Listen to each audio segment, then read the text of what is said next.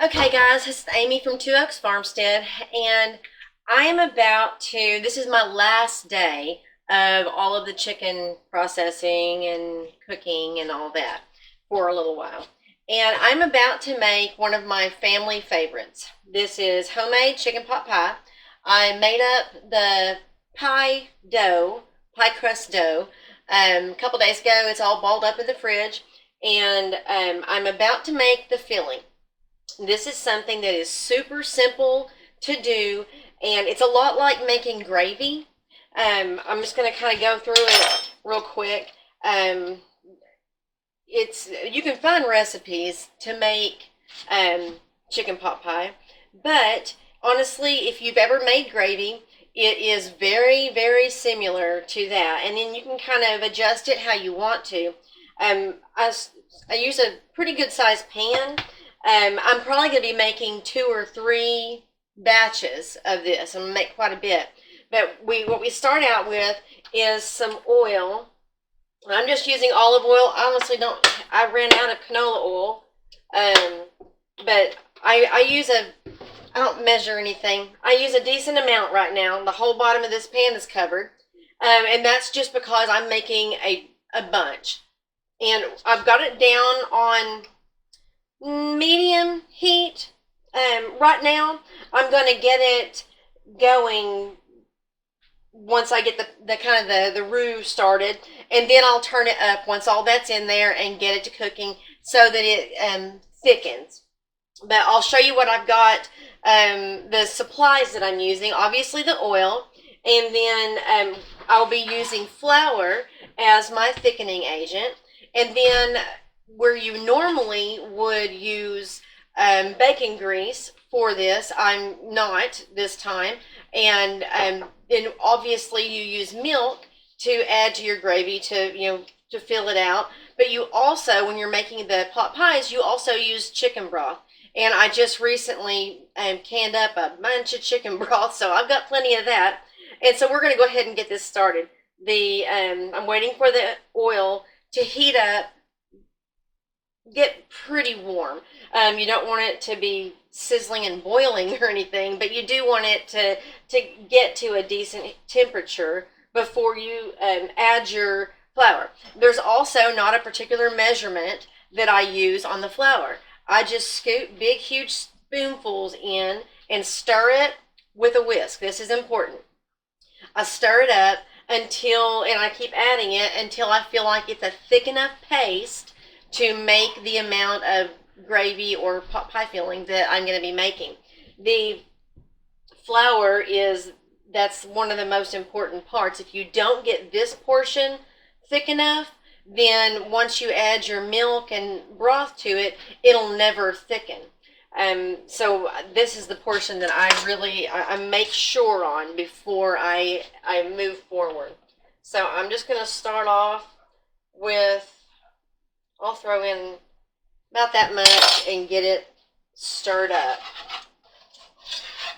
When you get this portion of it stirred and creamy, you want to make sure that there's no like lumps and stuff in it. When you get this portion thick enough, that's when you start adding your milk. People do it different ways. I do not add all the milk at one time. I add it kind of a little bit at a time and whisk the heck out of it as I go. And that's to keep from having the lumps. You don't want that. You want your pot pie to be smooth and creamy. That's definitely getting thicker. I'm going to show you. But it's not enough. So now I'm up to about 6 big spoons of flour in here. I'm a messy cook. Okay, now we're thick. So what I'm going to do next is just go ahead and start adding in my milk. And I'm going to stir as I go. I'm just going to add a little bit here and then reach in there and get it all good and stirred up. Now I can go ahead and turn up my heat a little bit. I'm going to get that nice and stirred up. Make sure there's no lumps.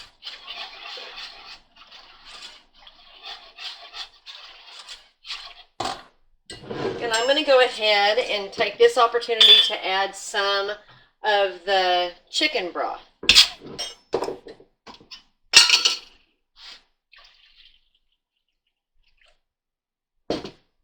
Now, obviously, it's an additional extender like your milk is, but it gives it that nice chicken flavor base. And obviously, we're going to have chicken in our chicken pot pie, but this helps with the flavor of it. Now, I'm going to let that start heating up before I add any more of the fluids to it. I want it to start boiling, and once it gets to a boil, I will continue adding my liquids to it until I get it to the depth and the consistency that I want. But I'll go ahead and tell you what's next. Once I get this made, I'm just going to pour it up into a big bowl, one of those great big stainless steel bowls. And when that's all ready, I will add all of my veggies and my chicken and that kind of thing, whatever you want, really. My mom used to make it with things like peas and green beans in it, or maybe it was my grandmother. I don't know, but I don't like those things. But I mean, it's to each his own. But we're also going to be using what we happen to have in the pantry. And I just did a pantry inventory last week, and I found a couple of huge cans of Veg-All that I still had, and no telling how long I've had them in there, a year at least. And so obviously they are going in there, but we typically have carrots and potatoes, obviously, little, diced up potatoes, and corn and just that kind of thing, and then plenty of chicken. And this week I have, because of all of the chicken processing I've been doing, I have got lots pre-shredded chicken at this point. Pressure cooked them, and they are going to be wonderful inside our pot pie. So after this gets done, I will get the filling put together, and then I'll bring you back in to show you what's next, and then of course rolling out the pie dough and putting it in the pans. Okay, where we're at right now, it's coming to a boil, and it is definitely thickening. So I'm just going to continue adding the milk and broth to get it to the right consistency. And of course, as it boils, it thickens further. But one thing you definitely don't want to forget is to salt and pepper it. Now, again, I don't have a measurement. I just salt and pepper it to taste. And that's also how you should go about choosing how much broth to put in. Just kind of depending on the flavor that you want. These are the kind of things that you can make huge batches of, and put them up in pie pans, get them all fixed up, and then freeze them. Just stick them in the freezer, and then when you're running low on time, or you're out in the garden all day, or what, like me, or whatever, then you still already got meals that are ready to go, and everyone loves chicken pot pie. Now I'm going to give it a taste, see where we're at on it.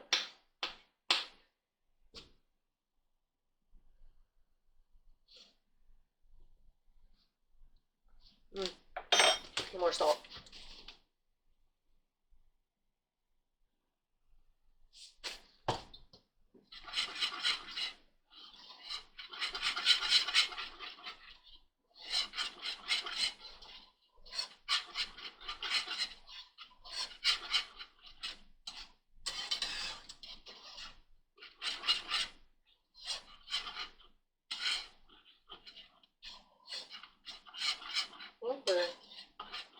Getting there.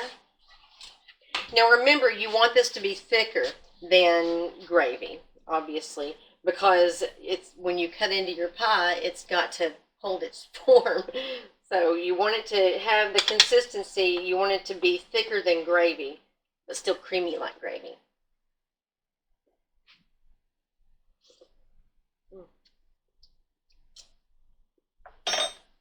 Yummy. Throw some more pepper in there.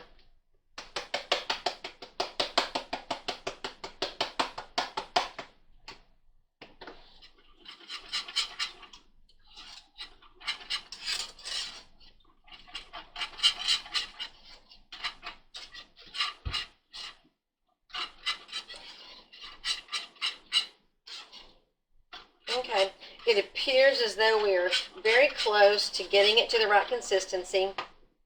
And then I'll pull it off, put it in the bowl where I'm going to be putting everything else, all the veggies and the chicken and what have you. And then I'll probably just go ahead and get started on more batches. I know I'm going to be making a bunch today. So.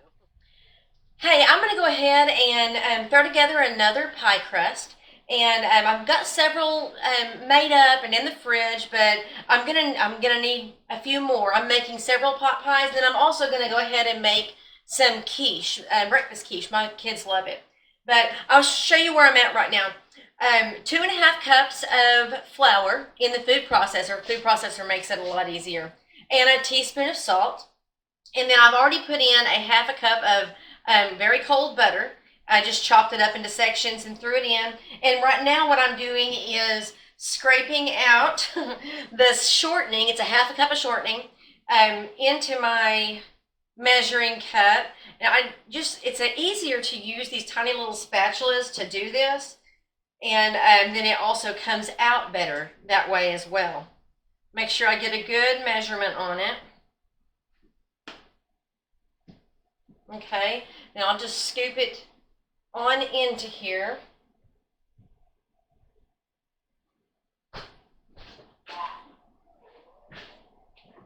And then we use the food processor to kind of pulse the food processor and kind of blend up this portion of it before we put in any liquid stuff. So we'll go ahead and put that on there and do that. Doesn't take much.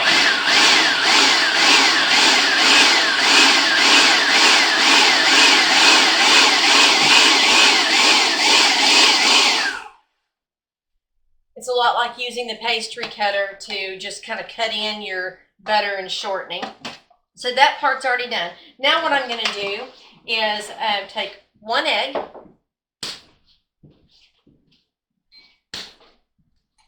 Oh, not that egg. That one's frozen.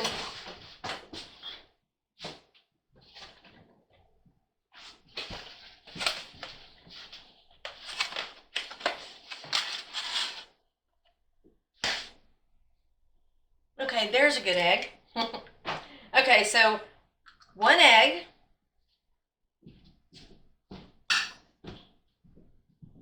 And a teaspoon of white vinegar.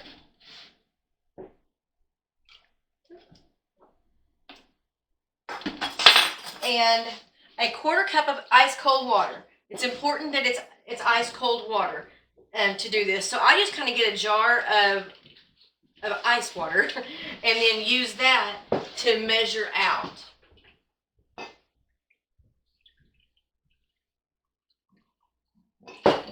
Okay. A little over. Okay. So I'm going to put that in here with the egg, and then I'm just going to whisk that up a little bit.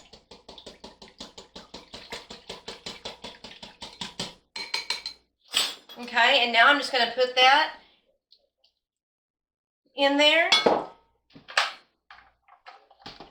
and give it another go.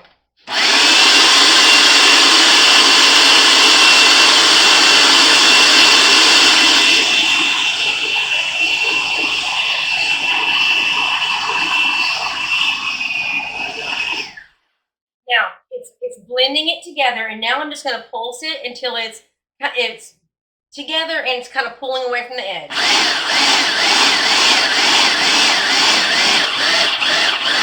might be able to see that.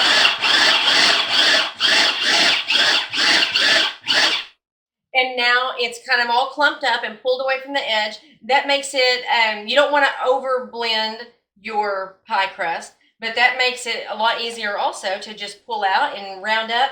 This makes two crusts. So like if you're doing a 2-layer pie, this is what you need. Now I'll just pull this out of here, and then I will put it into, I'll separate it into 2 balls. I will wrap it up in plastic wrap and stick it in the fridge and get it chilled before I start rolling it out and getting it into the pie pan.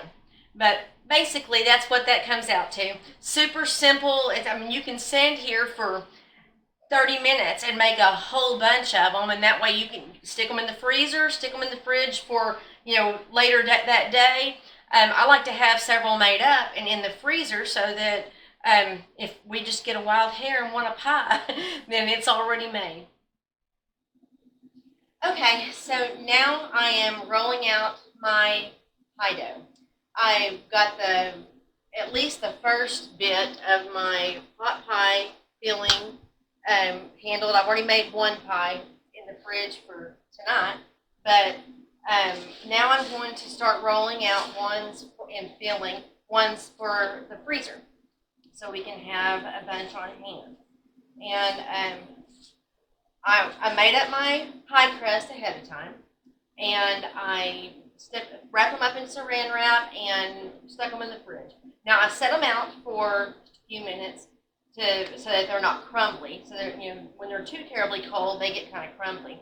But what I do now, I've got a slab here that's really great for rolling pastries and what have you. Since I do a lot of baking, I've got a big section of it on my island, but I've got flour put out here. And I'm going to go ahead and just kind of make this into a little round shape already, and make sure that my rolling pin is plenty floured up. And then I'm just going to go ahead and start rolling it out. When I make up that pie crust, it makes enough for 2 crusts. That happens. It makes enough for 2 crusts, and one doesn't have to be quite as big as the other, obviously, because one's going to be the top. But I try to make them to where I've got enough left over to pinch around the edges, and then I'll still cut off, the trimmings, and I put all those trimmings together, and typically it's enough for another pie crust.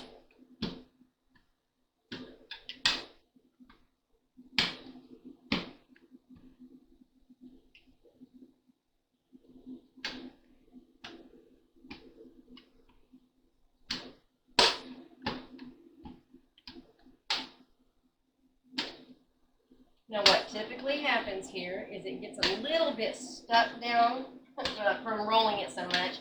Even though the flour's there, sometimes it gets a little bit stuck down to the slab, and I just have this big spatula that I kind of run underneath it and dislodge it.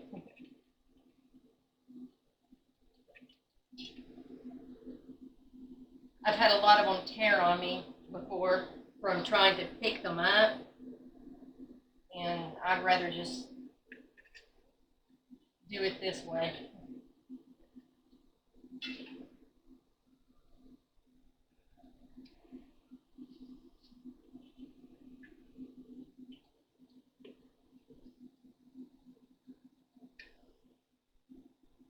I'm sure you can use those little those mats I've seen, silicone type mats, but just do it the old-fashioned way here. And have a piece tear off of there. Go ahead and show you. I've got my pie plate here, and I've already sprayed it with oil. I'm definitely going to have a piece tear off. Place this inside here. Try to get it centered as much as I can. You can always kind of wiggle it around. That'll work. Make sure it folds down all the way into the bottom and you have up the edges. I've had pie crust before where I didn't realize they weren't quite up against the edge and then it bakes all funny. Now if you were going to just bake this shell for filling afterwards, like you do with some pies, then you can use pie weights. I've got some of those that I sometimes use. And you can also take a fork and just make a bunch of holes in the bottom, and that helps to release the steam or whatever that kind of happens in the. I've had pie crust that I forgot to do something like that. Throw it in there and it comes out domed up in the bottom. You can't use that. But okay, so my first crust is kind of all hanging over the edges, but I'm just going to leave it like that for now. And I'm going to fill it with my pot pie filling.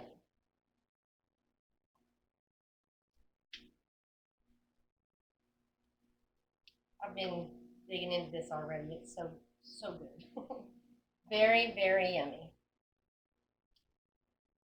My kids will be pleased. This is one of their favorite meals that I make. I think the first time I ever made one of these for my husband, he had just shot a couple of turkeys when he was out hunting and brought them home, and I butchered up the turkey and then made pot pie.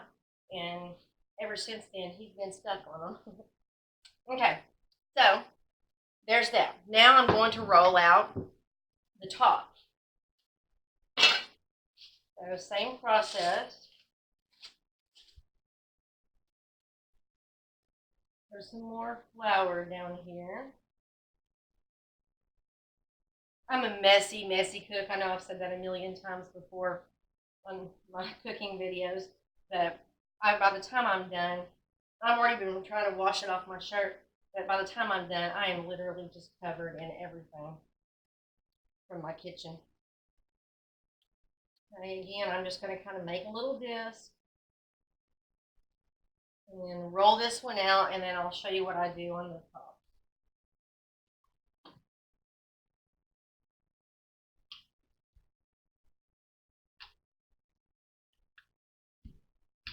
Now this one will be, because it doesn't have to be as big, you still want to kind of thin it out, but it'll have extra dough in it that we will cut off and add to the growing pile of the extra dough, and maybe I'll be able to make something like that too. I'm not going to say that very loud. Ah, he heard me.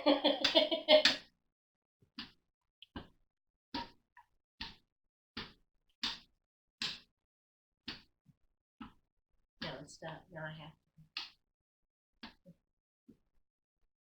Okay. That's pretty good.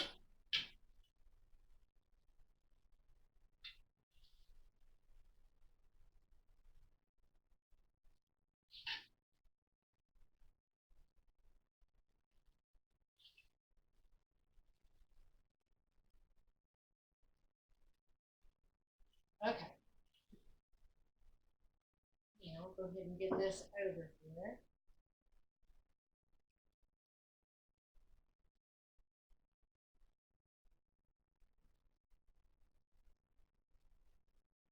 Lay that over the top. Make sure it's covering everything. And then I'm just going to take a knife and go around the edges and cut off the excess.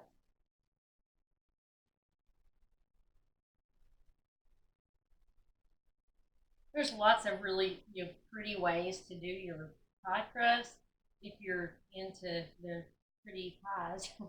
Maybe something for a get together or a holiday meal or something.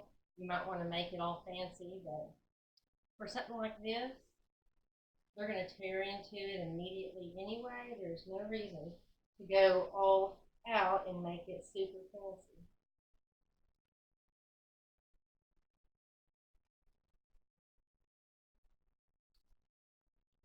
Okay, See, I'm telling you, I'm going to have enough dough left over for maybe a couple more pies.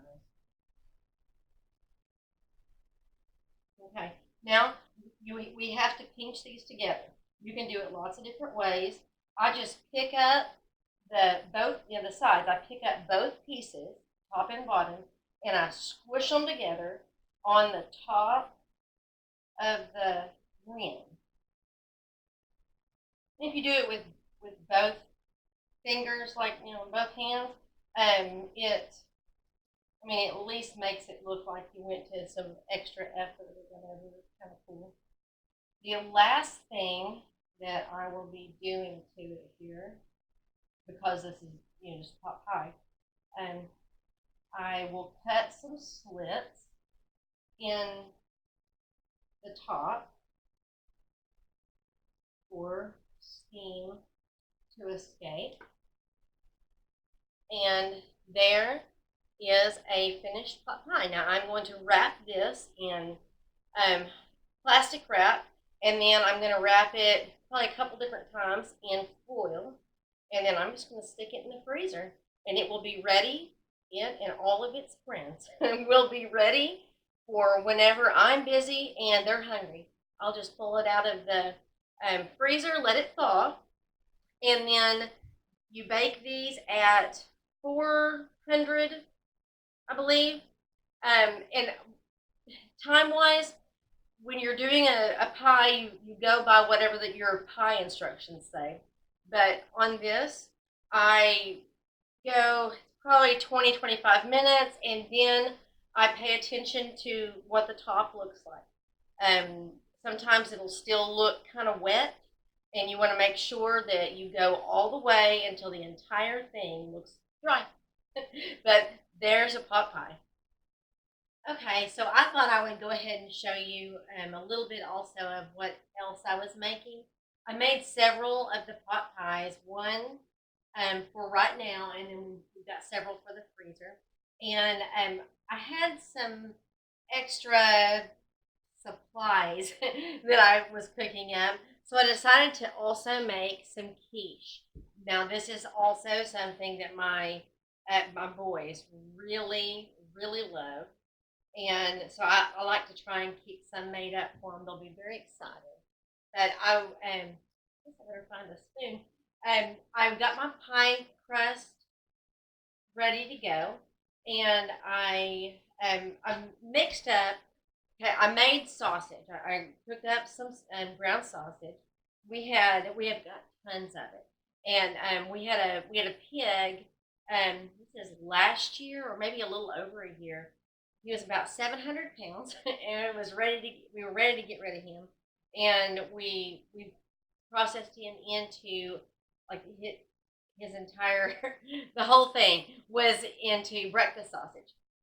So we have lots of it, and so I try to use it as often as I can because I mean literally I've got like a freezer and a half of breakfast sausage, so I use it as much as I can.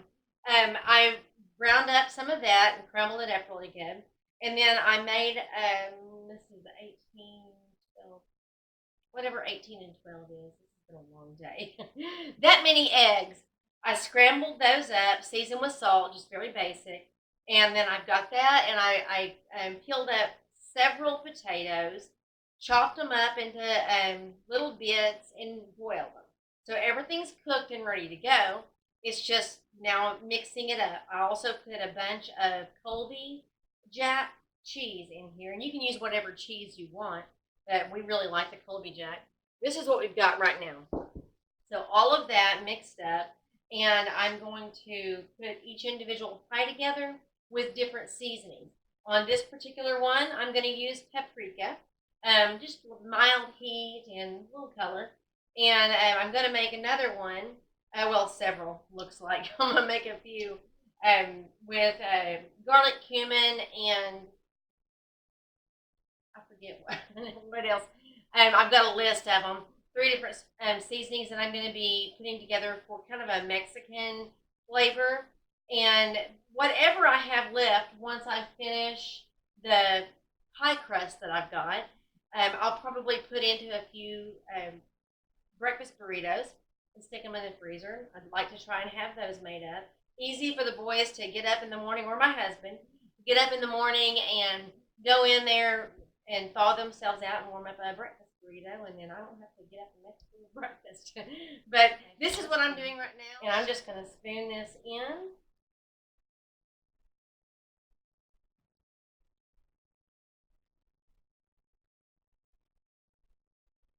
These are so good, and you cook them the same way. It's like 400 degrees, 20 to 25 minutes, depending on your oven, of course.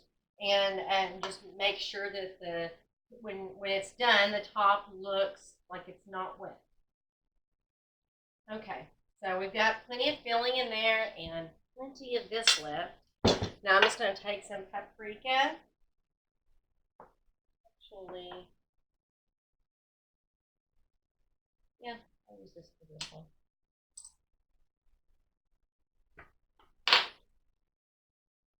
My hands are yucky and just stick. Actually, this may be my pan. That's okay. We love that.